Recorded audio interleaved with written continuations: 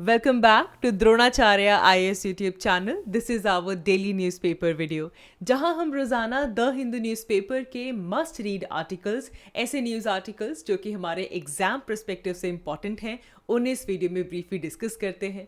सो आज है 23 अप्रैल, तो चलिए देख लेते हैं कि आज के अखबार में हमारे लिए कौन कौन से इंपॉर्टेंट टॉपिक्स हैं।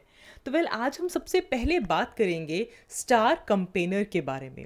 देखिए, हम जानते हैं कि इंडिया के अंदर लोकसभा इलेक्शंस 2024 की शुरुआत हो चुकी है, फर्स्ट फेज हो रहा है। एंड स्टार कंपेनर्स कौन होते हैं, इसके बारे में आज हम जानेंगे। We will understand what are the rules around the star campaigners. ठीक है जी। Apart from that will talk about UK's new Rwanda asylum legislation.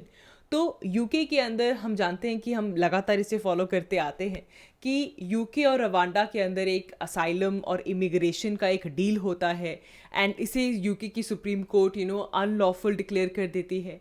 जिसके बाद अब यूके के अंदर सेफ्टी ऑफ रवांडा बिल जो है वो चल रहा है।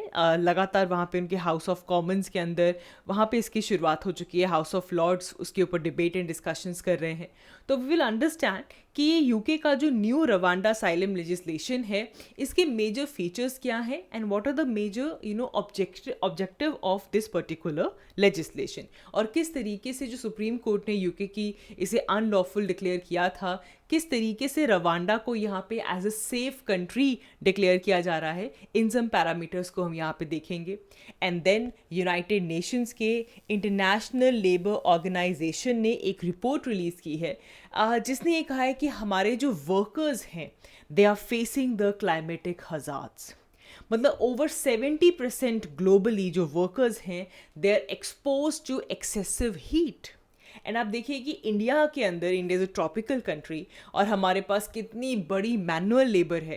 तो इस रिपोर्ट के अकॉर्डिंग हमारी मैनुअल लेबर भी जो है वो भी इसके रिस्क पे है। तो क्लाइमेट चेंज की वजह से एक्सेसिव हीट हो रही है, और इसका बर्डन, इसके हेल्थ हजार्ड्स ज़्यादातर कौन फेस कर रहे हैं? वर्कर्स। तो इसकी डिटेल भी हम यहाँ पे देखेंगे। लास्टली हमारे पास इंडिया और मॉरिशस के बीच में एक डबल टैक्सेशन अवॉइडेंस एग्रीमेंट हुआ था, ठीक है, जिसे हम कहते हैं DTAA। ये double taxation avoidance agreement India और मॉरिशस के बीच में ये रिसेंटली न्यूज़ में है।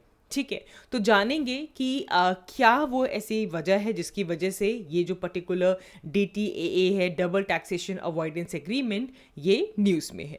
तो चलिए, ये कुछ आर्टिकल्स हैं जो हम आज की इस वीडियो में कवर करने वाले हैं। तो शुरुआत करते हैं हमारे पहले टॉपिक के साथ, which is about star campaigners. ठीक है जी। अब देखिए, स्टार कंपेनर्स की हम बात करते हैं तो हर पॉलिटिकल पार्टी कुछ पर्टिकुलर इंडिविजुअल्स को अपना स्टार कंपेनर अपॉइंट करती है। अब सबसे पहले जानते हैं कि जब भी हम इलेक्शंस की बात करते हैं तो एक एक्ट जो हमारे दिमाग में आता है, that is representation of peoples act of 1951। Very important. ठीक है, रिप्रेजेंटेशन ऑफ पीपल्स एक्ट 1951, और इसके अंडर हमारे पास आता है सेक्शन 77।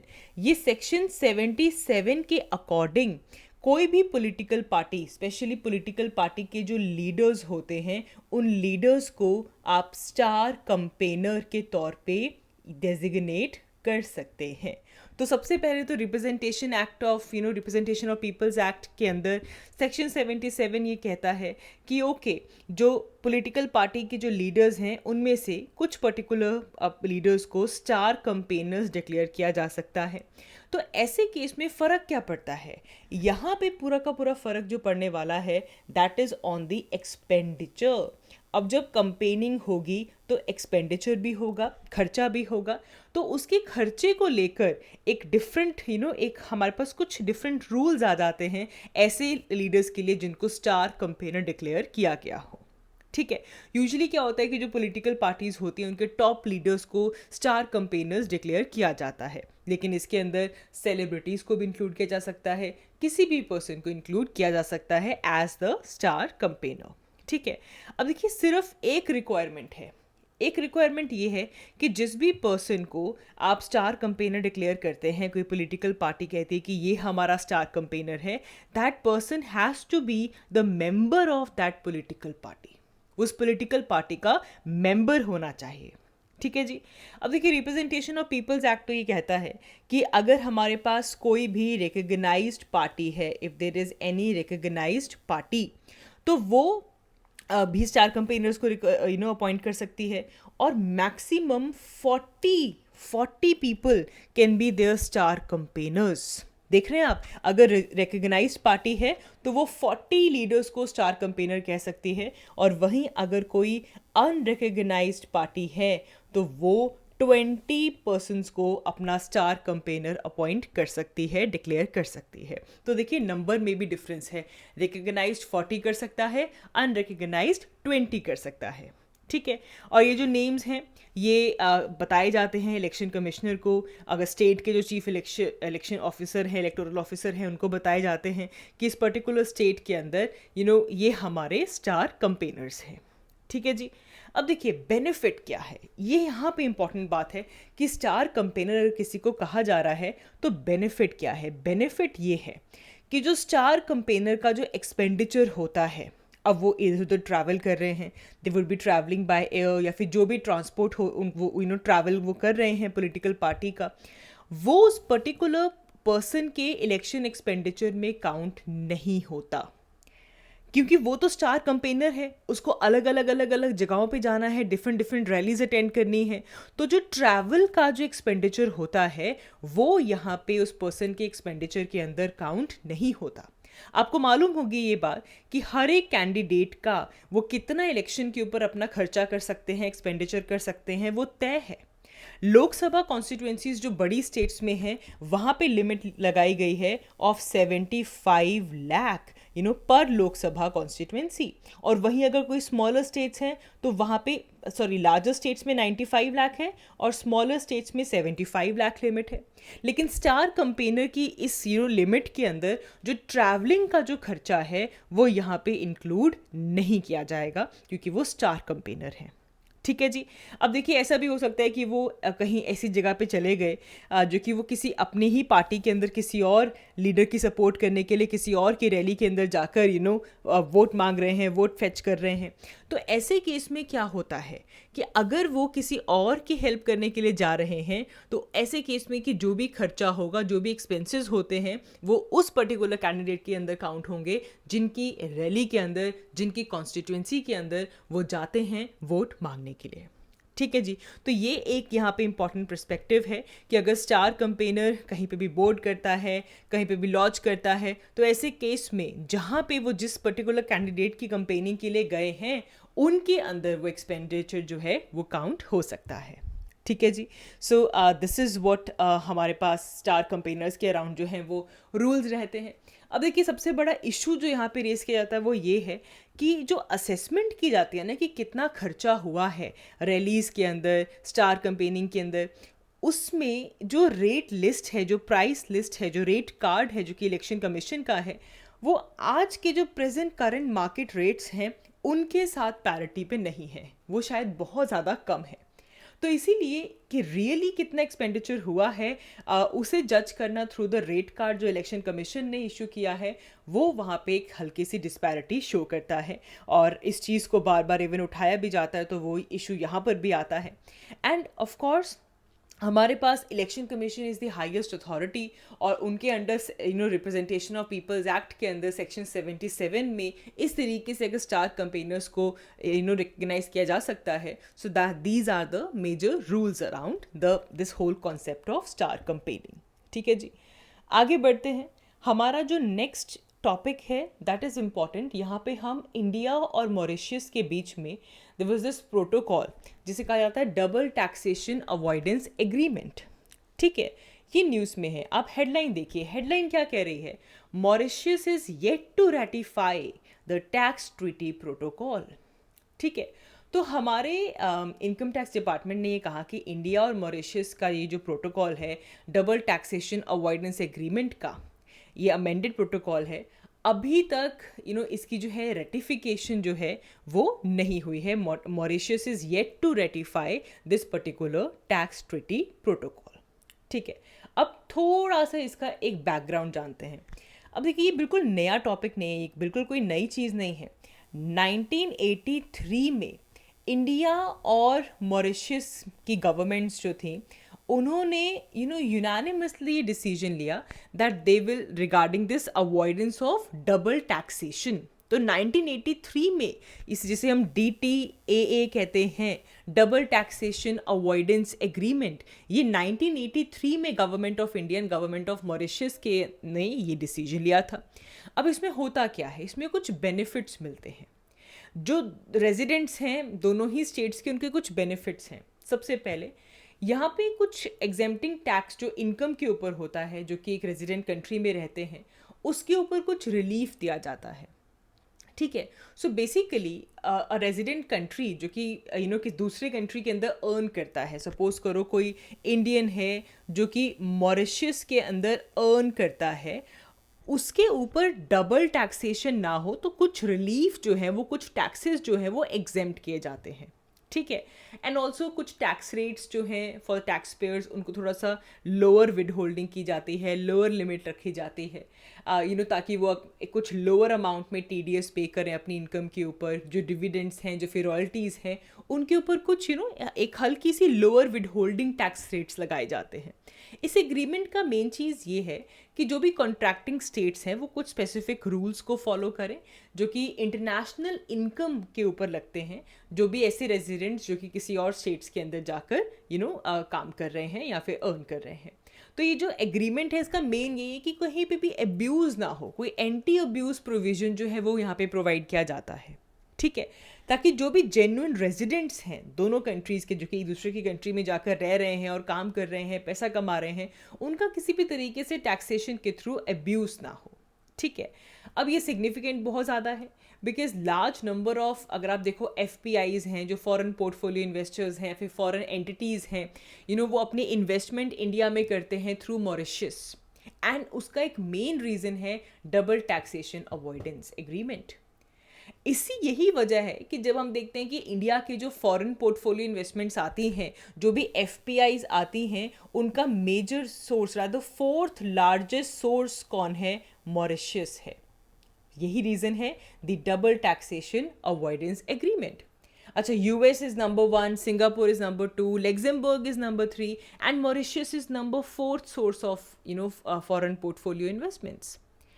तो यहाँ पे जो डबल टैक्सेशन अवॉइडेंस एग्रीमेंट है कि कुछ जो टैक्सेस हैं, जो इनकम के ऊपर टैक्सेस को एग्जेम्प्ट किया जाता है, वही एक बड़ा यहाँ पे रीज़न है।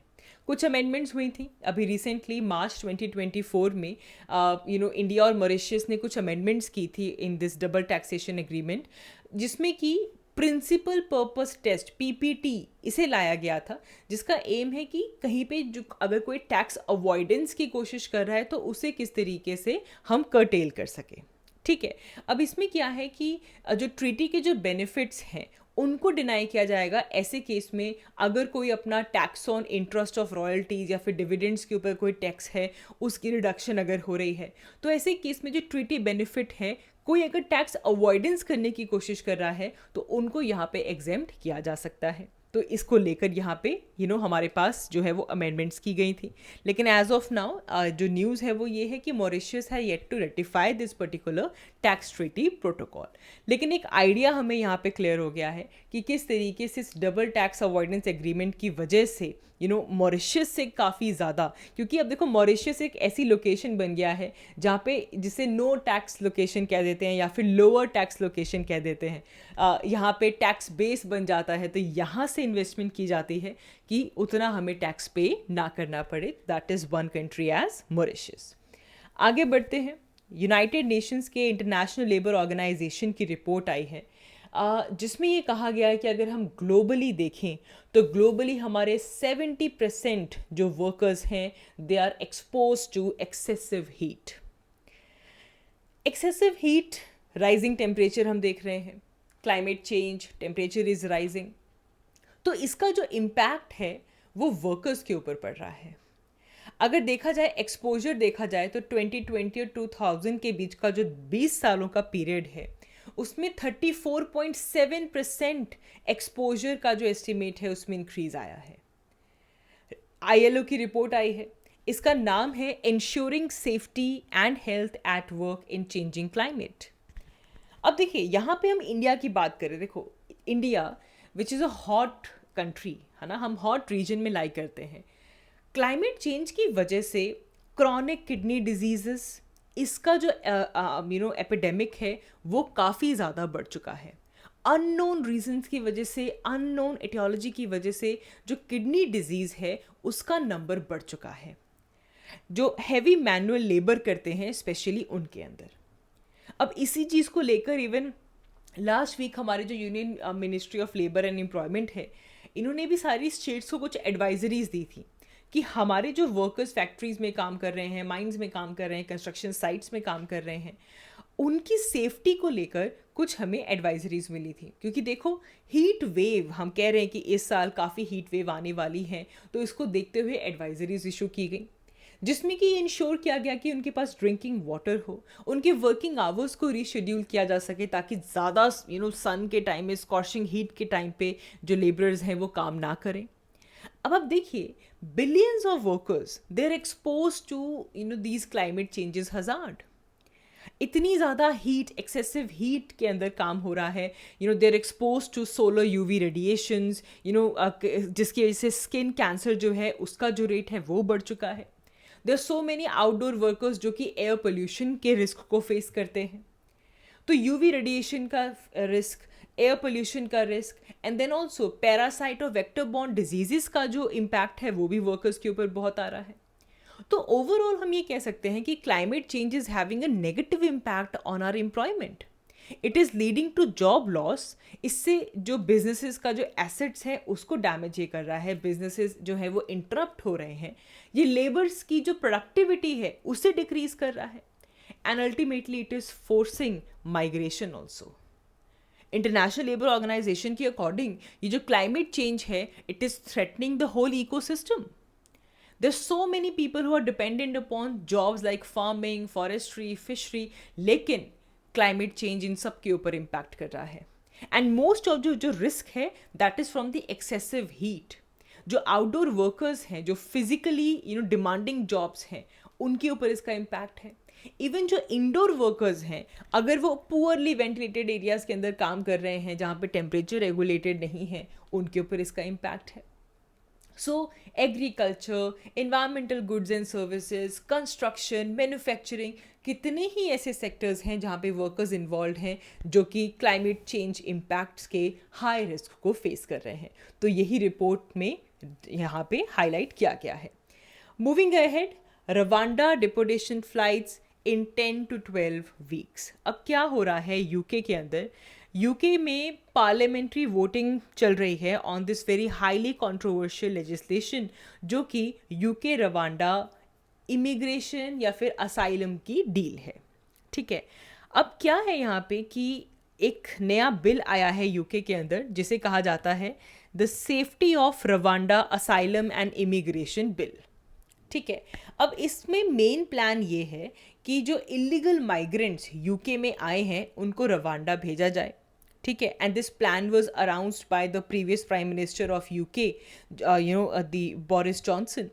लेकिन फिर हमने देखा कि यूके की जो सुप्रीम कोर्ट थी, उन्होंने कहा कि ये जो बिल है ये अनलॉफुल है, जो रवांडा है it is not a safe country.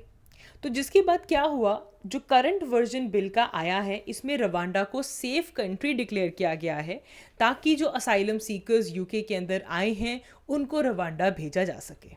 तो इस नए बिल का नाम क्या है? The safety of Rwanda asylum and immigration bill. ठीक है, अब इसे लेकर वोटिंग चल रही है। अभी हमारे पास यूके के अंदर इसकी वोटिंग जब शुरू हुई, इवन यहाँ पे ये भी बात हुई कि अमेंडमेंट्स की जाएं। अमेंडमेंट्स क्या की जाएं? अब देखो, पहले क्वार्टर में इन्होंने एनालिसिस किया कि जो लोग यूके के अंदर आ रहे हैं in the first quarter, they are mostly from Afghanistan, Iran, Pakistan, India and Bangladesh.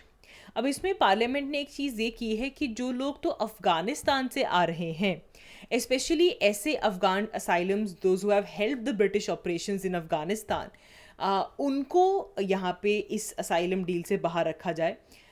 इसके अलावा जो भी लोग वहाँ पे आ रहे हैं उनको रवांडा भेजा जाए, तो उसको लेकर जो करंट वर्जन जो बिल का है इसके ऊपर जोर शोर से काम चल रहा है। तो अभी आपने सिर्फ ये याद रखना है कि नया बिल क्या है, the safety of Rwanda asylum and immigration bill, जिसमें रवांडा को सेफ कंट्री डिक्लेयर करते हुए यही बात हो रही है कि यूके से असाइलम सीकर्स को रवांडा भेजा जाएगा। ठीक है, तो ये एक अपडेट देखेंगे एक बार पास हो जाए, so then we will follow this in much more detail. That is all for this video. आज की इस वीडियो के लिए इतना ही। Thank you so much for watching. I will see you all in my next one. Thank you.